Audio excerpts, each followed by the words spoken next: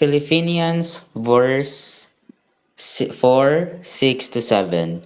Do not be anxious about anything, but in every situation, by prayer and petition, with thanksgiving, present your requests to God, and the peace of God will which transcends all understanding will guard your hearts and your mind in Christ Jesus. Isang magandang hapon po sa ating lahat, and we are the group 4 here to present the spiritual self. To introduce our reporters for today, I would like to present first myself. My name is Achilles Ivan Maglaki, your first reporter. And we also have here in our conference Miss Kristen Alessandra Pagio, Miss Victoria Jane Magalona, and lastly, Miss Riza Norin Palad. Now, here are the lesson objectives. First is to explain the spiritual aspect of the self and identity. Next is to demonstrate critical, reflective thought in integrating the spiritual self with the other selves previously discussed. Next is to identify the different aspects of the spiritual self, and lastly, examine oneself in the context of the spiritual self discussed in class. Okay, now let us first proceed to the introduction. I will not be explaining this further as we will only be grabbing your attention para magkaroon lang kayo ng gist kung ano ba yung topic na i-discuss natin sa araw na ito. Now, we have the spiritual self. The spiritual self talks about the idea of finding the meaning of life or why we are here on earth and where we go from here. It is the most intimate and subjective part of self. Our definition of the spiritual self lies within us, that's why it is very subjective. It refers to the spirituality, which will be later further discussed, and labels that the human is longing for a sense of meaning through morally responsible relationships between diverse individuals, families, communities, cultures, and religions. Next slide. Let's talk about spirituality. Spirituality is a belief that people can connect with something that is beyond mind and matter, an aspect of religious traditions, and also an existing value system. Quote unquote, to be spiritual is to stand in a relationship based on matters of the soul by Carson, year 1989. Spirituality is the search for meaning, not just in our own lives, but in our relationships with others and the world around us. Ito yung how we connect with other people, mga community, and even larger forces of nature such as culture and religion.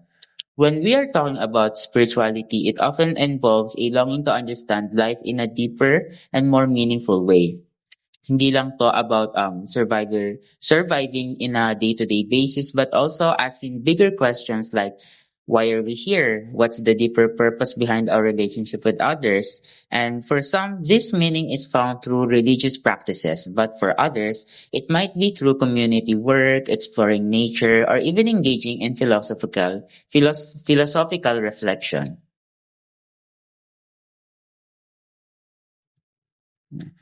Next, we have the definitions under spirituality. First is the monist or monist view. Essence of human being that which confers individuality and humanity, often considered to be synonymous with the mind or the self, inseparable mind and body by Maurice Merleau-Ponty. Uh, let's dive into the two major philosophical views about the spiritual self. First is, can we go back? First, we have the monist view. Monists believe that the mind and the body are inseparable or hindi na paghihiwalay. So when we talk about the spiritual self, it's not just about the abstract idea or something separate from the physical body. Like I said before, it's inseparable. It's an integral part of who we are as human beings. Next, we have now let's take a look at the dualist view. Dualists like Socrates, Plato, and Saint Augustine, which are some philosophers who believe in the dualist perspective, believe that the body and soul are distinct or magkahiwalay. In this view, the body is temporary and physical, while the soul is eternal and immaterial. The mind or soul exists separately from the body but interacts with it. From this perspective, your spiritual self is not bound by your physical body. It transcends. For dualists, the soul continues after the body dies, which is a belief central to many religious and philosophical traditions. I believe this is also discussed before from the previous topics of our different philosophers. So, in dualism, spirituality is something that exists beyond just the physical realm, tied to an internal material essence. Next we have is transcendence. Transcendence refers to the experience of something greater than the physical world. It means to transcend or more than the feeling of connecting to a divine presence or a higher reality. It's the idea of moving beyond the limits of the body and mind to connect with something bigger than ourselves. Ito yung nire-refer natin as God in Christian religion or in a Christianity perspective. People often seek transcendence through practices like prayer, meditation, or deep moments of personal reflection.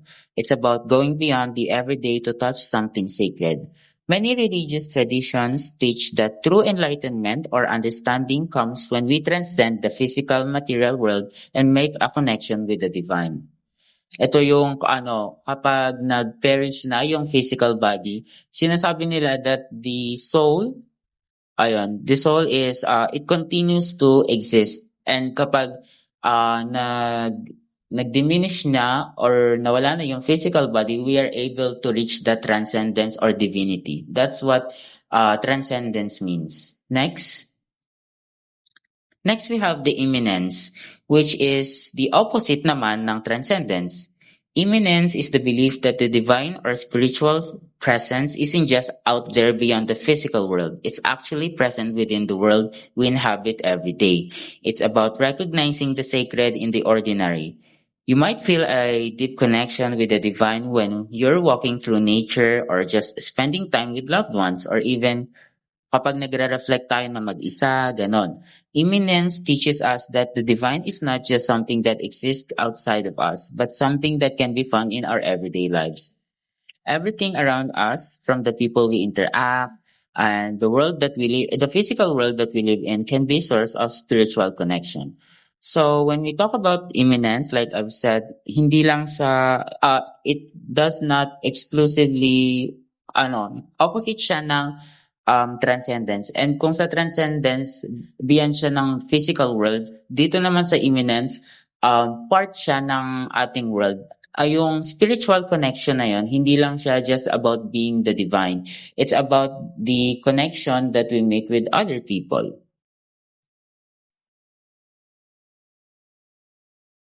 So moving on, here we're gonna differentiate religion and spirituality. You may have heard or even used the terms religion and spirituality interchangeably, but while they aren't the diametric opposites, neither are they the same. For thousands of years, humanity pursued the truth with the capital T, the ultimate answers to life and the universe. This perennial knowledge constitutes answers to what often called the soul questions.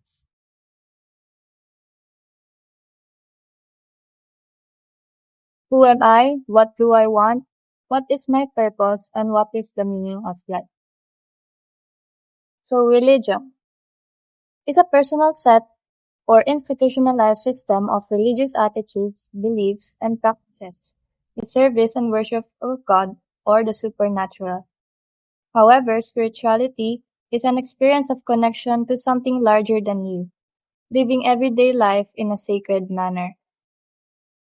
So according to Christina Kuchelski, MD, spirituality is the aspect of humanity that refers to the way individuals seek and express meaning and purpose, and the way they experience their connectedness to the moment, to self, to others, to nature, and to the significant or sacred. And here are the origins of religions and spirituality. Religion are most often based upon the lives, teaching, and beliefs of a historical archetypal figure. Example is Christ, Buddha, Moses, Krishna, and Muhammad. And the details of their lives as a holy or highly evolved beings have been carried to us across the mist of time through oral tradition and written scriptures. These figures are the subject of worship and devotion and form of the foundation of religious practices and rituals in a community. And spirituality are more often based upon the practical application of the founder's teachings. Spiritual aspirants heed to the advice of Japanese poet Matsuo Basho, do not seek to follow in the footsteps of the wise, seek what they sought. And according to Christian theology, the transcendent God, who cannot be approached or seen in the essence of being, becomes immanent primarily in the God-man Jesus Christ. So, ancient beliefs. These are about the concept of the soul and the body in different countries. So, ancient beliefs of the Egyptian, Ka or breath, derived death but remained near the body while the spiritual Ba proceeded to the region of the dead, and Ak is the transfigured soul of the person. For the Chinese, distinguish between a lower and sensitive soul which disappears with death, and the rational principle, the Hun, which survives the grave and is the object of ancestor worship. For the Herbius, apparently had a concept of the soul but did not separate it from the body. And for us Filipinos, kaluluwa, karuruwa, ikaruruwa, and ini-kaduwa. The soul has two existences, one physical where it is connected to the human body and its life, and the other spiritual where it exists on its own, dungan or kalag of the Ilonggos. Christian. Concept of the body-soul dichotomy originated within the ancient Greeks and were introduced into Christian theology at an early state at an early date by Saint Gregory of Nyssa and Saint Augustine. For the Epicureans considered the soul to be made up of atoms like the rest of the body. Platonists, the soul was immaterial and incorporeal in substance, akin to the gods yet part of the world of change and becoming. And for Aristotle, his conception of the soul was obscure, though he did state that it was a form of inseparable from the body. For Saint Thomas Aquinas, the concept of the soul as a motivating principle of the body, independent, but requiring the substance of the body to make an individual.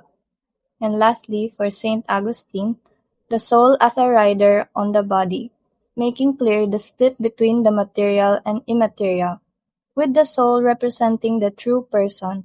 Although the body and soul were separate, it was not possible to conceive the soul without its body. Religions and rituals. So what is the function of religion? To explain religion, it's a set of cultural beliefs and practices.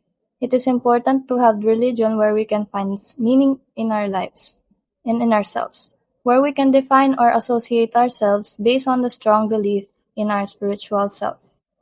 Its function is to explain things, provide support, establish order, justify things, socialize people, and satisfy social and psychological needs. Now when it comes to ritual, we will first define it according to Little on 2016. They stated that ritual as a set of behavior that we exhibit based on our religious belief. Our behavior is sometimes affected when we try to express our spiritual self. Rituals are the repeated gestures of activities and connect worshippers with high power.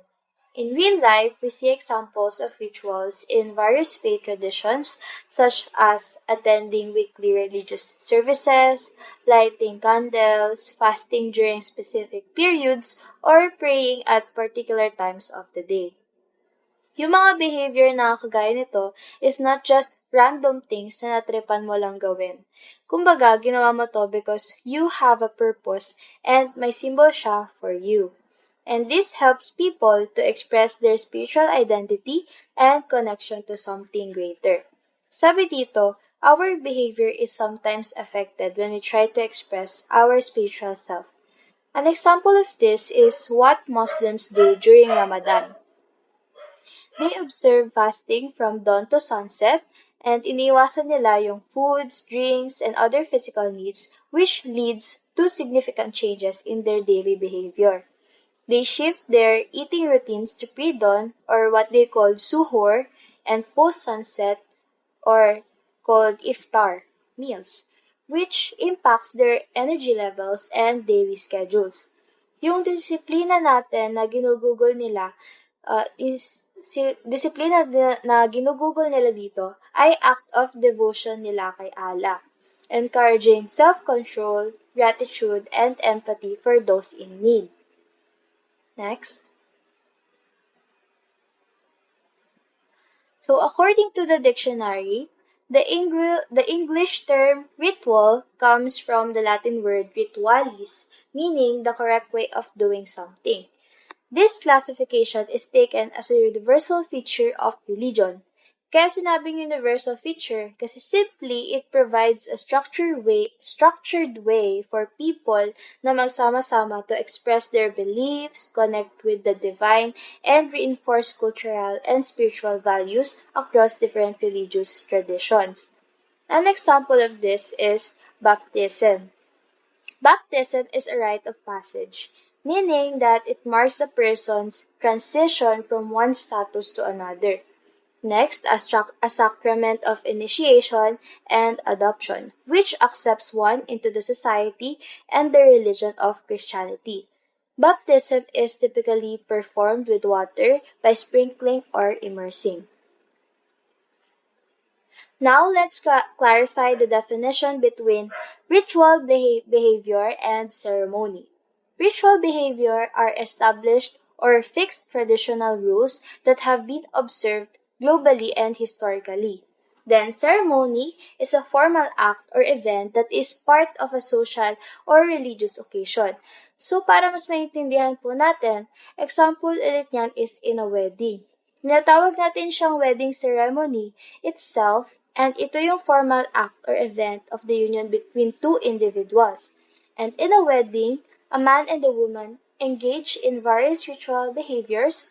So, kung ano yung ginagawa nila during the ceremony, na kasama na doon yung pagpapalitan ng vows sa isa't isa at saka ng wedding rings. Next. So, why are we doing it? Why are we doing rituals nga ba? We are showing feelings and emotions of respect.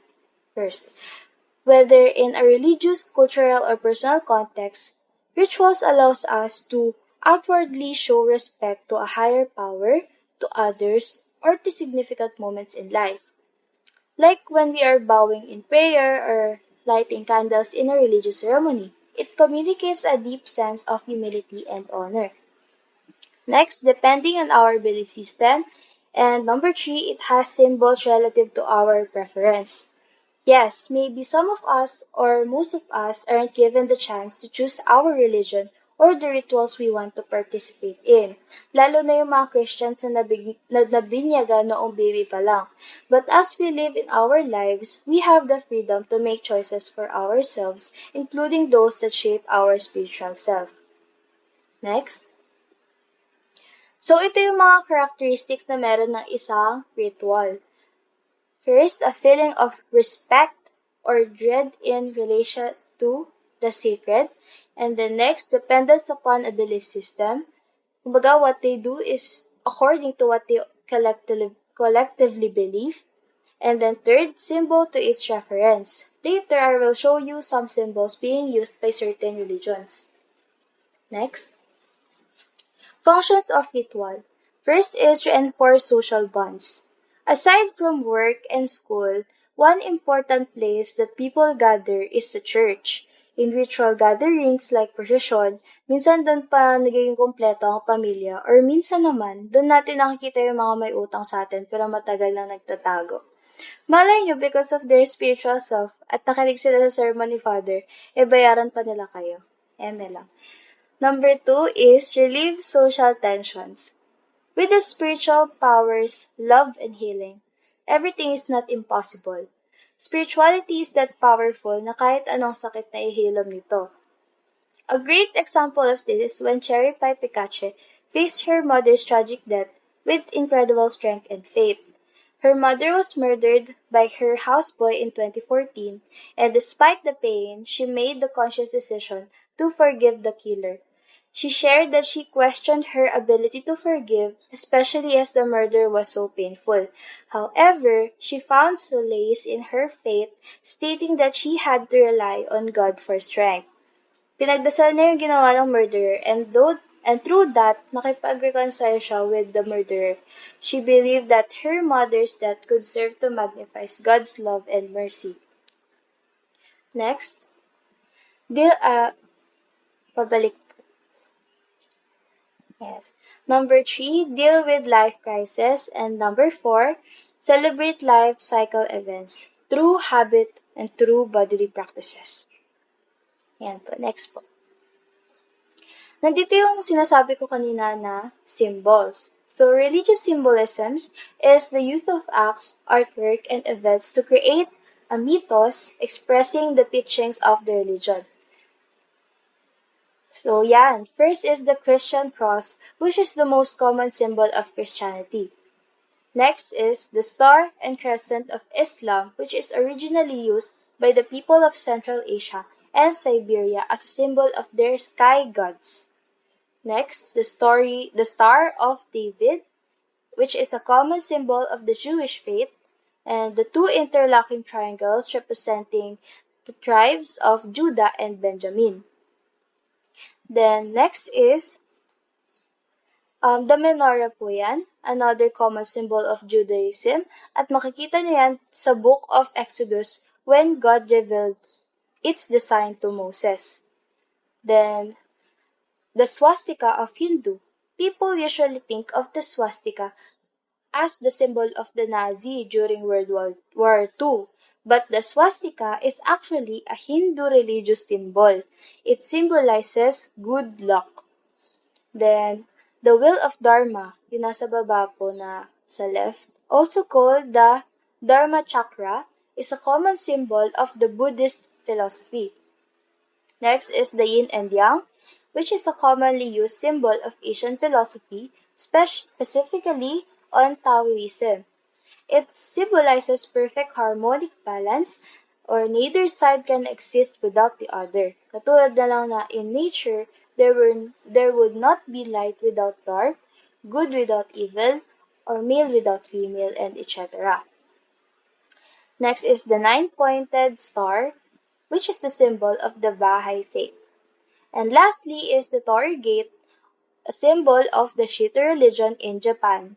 Yan yung usually na red Torii Gate na nakikita nyo sa mga anime or Japanese films. Next, rituals can be a means of communication. We see in some cultures that rituals are conducted as a form of communication with the spiritual world.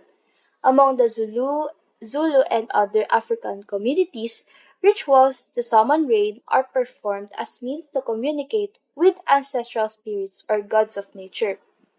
So a rain's arrival is celebrated with joyous dances and songs.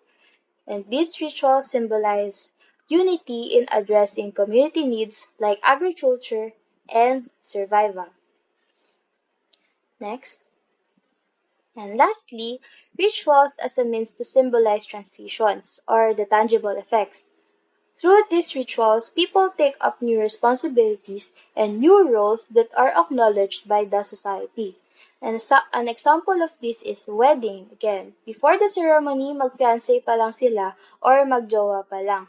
But after that, ina-acknowledge na natin sila as one who are ready to make their own family.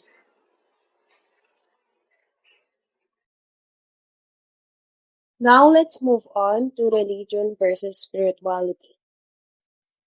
Next slide.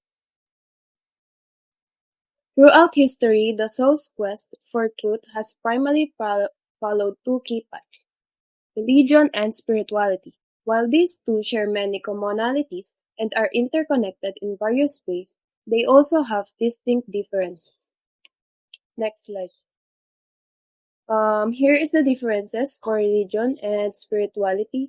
And as reported earlier, syempre may idea na kayo sa religion and spirituality. Pero for further explanation, religion refers to a personal or organized system of beliefs, attitudes, and practices centered around the worship and service of God or a higher power, often involving devotion to the supernatural. Isa sa mga halimbawa nito ay yung pagsisimba, pananalangin, at pagsunod sa mga turo ng Biblia para sa mga Kristyanismo. Para sa spirituality naman, it involves feeling connected to something greater than oneself and approaching daily life with reverence and a sense of the sacred.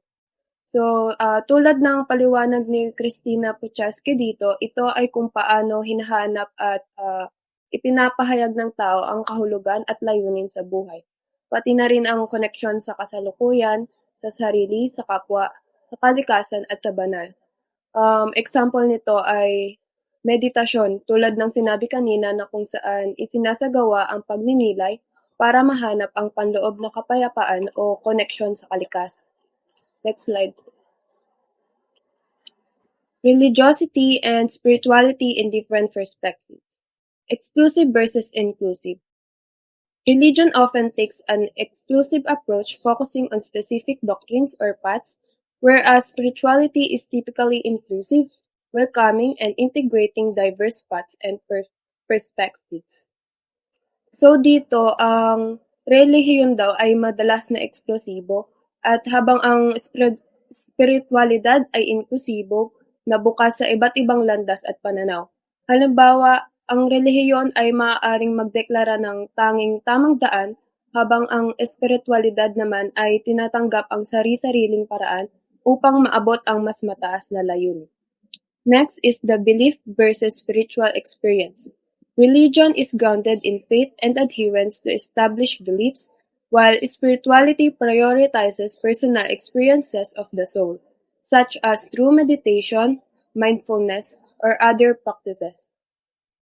Dito naman, ang relihiyon ay nakabatay sa pananampalataya at pagsunod sa mga itinalagang aral, samantalang ang espiritualidad naman ay nakatuon sa personal na karanasan, habang ang relihiyoso ay naniniwala sa mga nakasulat na aral, ang espiritual ay naghahanap ng mas direktang ugnayan sa banal.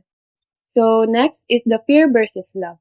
Religion may include teachings about divine judgment that can subtly evoke fear, while spirituality tends to emphasize love, compassion, and an open-hearted approach to life and death. Dito, ang relihiyon ay maaaring gumamit ng takot sa paghatol o parusa, samantalang ang spirituality naman sa halip na sumunod dahil sa takot, pinipili nito ang pagkilos mula sa pagmamahal at malasakit. Next slide. Finding and creating meaning of life.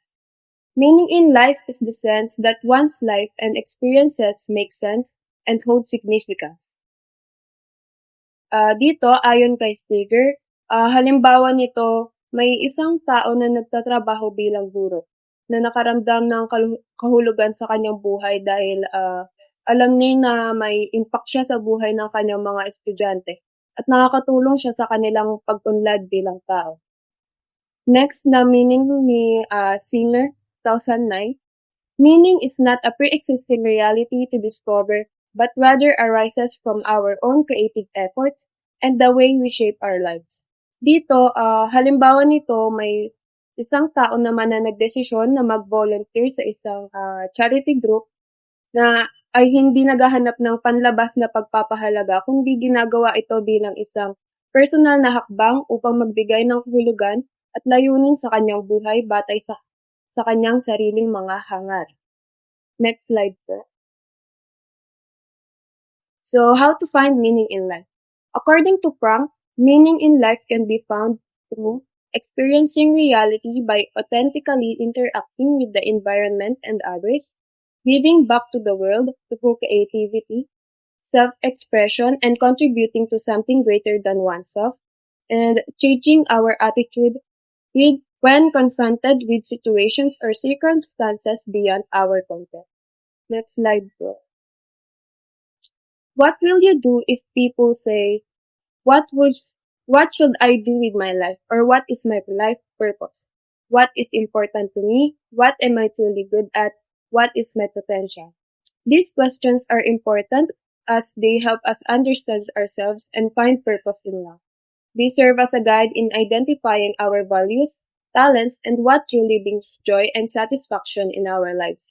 By answering these questions, we learn to reflect on our dreams, abilities, and how we can use our potential to contribute to a higher purpose or the well-being of others. Next slide.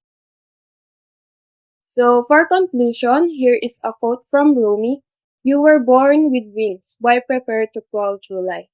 Ito ay nagbibigay sa atin ng idea na may mga kakayahan at potential na higit pa sa ating iniisip.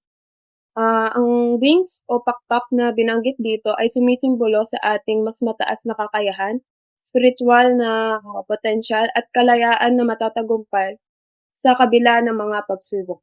Ipinapaalala nito sa atin na hindi tayo dapat nasa isang buhay na walang layunin o hindi buo, kundi magsumikap na mapagtanto ang ating tunay na kakayahan, lumago at mamuhay ng may mas malalim na kahulugan at kamalayan. Next slide. So that sums up our presentation about the physical self. Again, we are Group 4 na nag-iiwan ng kasabihang ang tunay na lakas ay nagmumula sa pagkilala at pagpanggap sa ating spiritual na sarili. Thank you for listening.